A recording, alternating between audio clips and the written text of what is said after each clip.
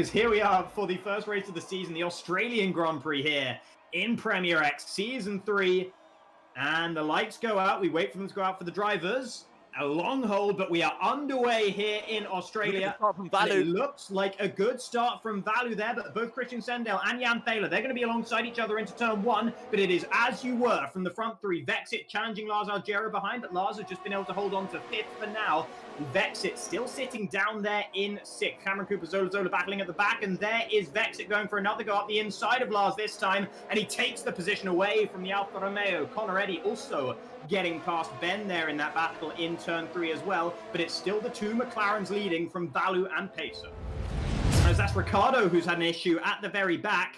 We saw a couple of DNFs here on the exit of turn 12. I don't think that car is moving. That's the exit of turn 4, and we have a safety car.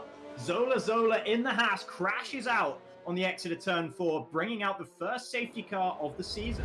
We are seeing Peso into the pit, so he's rolling the dice then. The Czech driver in the Williams wants to go for the win today and thinks the best way of doing that is by going the opposite direction to everyone else. Could be any time now. The safety car is in the pit lane, so they can gun it whenever, and out to the final corner it will be for the 2 Germans in the McLarens leading the way. Vexit's got a good restart, pretty close up behind his teammate Vallu there, who is slightly slow at getting back underway. Ice Loop has had an issue as well out of the final corner, and that's Ben going into the pits as well, so he must have picked up front wing damage. Ice Looper falling all the way down. I didn't catch what happened, but we did see the Renault losing it in qualifying at some point out of that final corner before.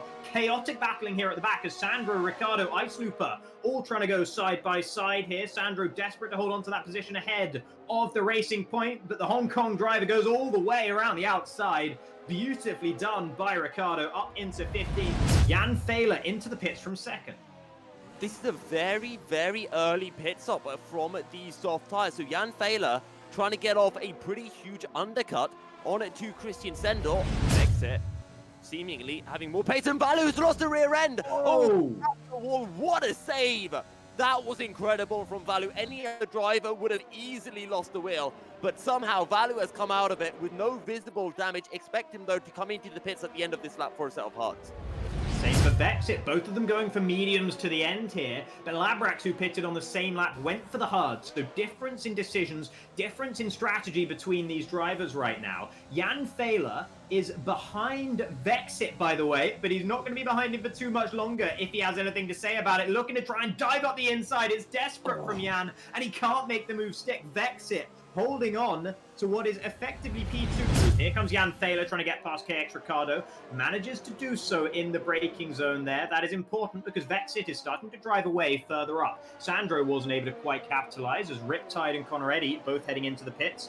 2 of the drivers remaining on soft tyres. Ice Looper, the last remaining soft tyre runner, also into the pits. Here's Vallu driving clean around the outside of Sandro, and Jeffrey Ritchie follows suit, so to keep anyone behind him at this stage. Here's Christian Sendel, and he's not wanting to be behind Peso, and it's around the outside, and it is a clean overtake. Peso with no reply there. Christian Sendel, who's in the firing line. Further up, that's Peso and Cameron Cooper battling side by side. Peso trying to get past and manages to do so around the outside of 4. That is a lovely move there from the Williams. Vexit getting close to them as well. Meanwhile, further back, Ritchie was able to get past Jan Fehler, but here comes Vexit trying to get around the outside of Cameron Cooper, who's struggling now on his 15-lap-old medium tyres. Still finishes on the podium as here comes Vexit down the inside of Peso, down into Clark chicane. Peso's going to hold it round the outside and holds on to the P4 spot, but here comes a Vexit around the outside of the sweeping left-hander on the runner down into turn 11 and 12, but Vexit has to slot in behind once again. That's wise. You do not want to be trying to go side by side through turn 11. That is an airplane crash waiting to happen. But right now, he might have a look into 13. Tries to go around the outside, but Peso's more wise to that than he was before. Showing the door on the exit of that corner there. Meanwhile, further back, Vallu and Jan Fehler have both been able to get past Marankello, the Italian struggling in that Haas right now. But Vexit has been able to dispatch Peso finally into turn 15, it looks like. Here comes Vallu down the inside of Jan Fehler. This is a battle for position. And Vallu up to a P7. He pulls off the move, and Jan Fehler is really struggling on those hard tyres. Showing his nose there to KX Ricardo, who should be a very easy pass here. 18-lap-old hards versus 2-lap-old softs. And the white and navy Alpha Tauri makes its way past the pink racing point.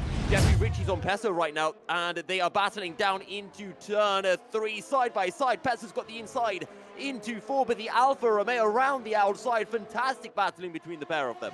Very, very well done indeed by Jeffrey Ritchie. That's another audacious move that's been pulled off against Peso. Dean Hamo and Connor Eddy, currently 7 seconds between the pair of them, but these soft tires are slowly going to get worse and worse. Ollie looks for the inside, but has to switch to the outside on the run down into Clark's chicane.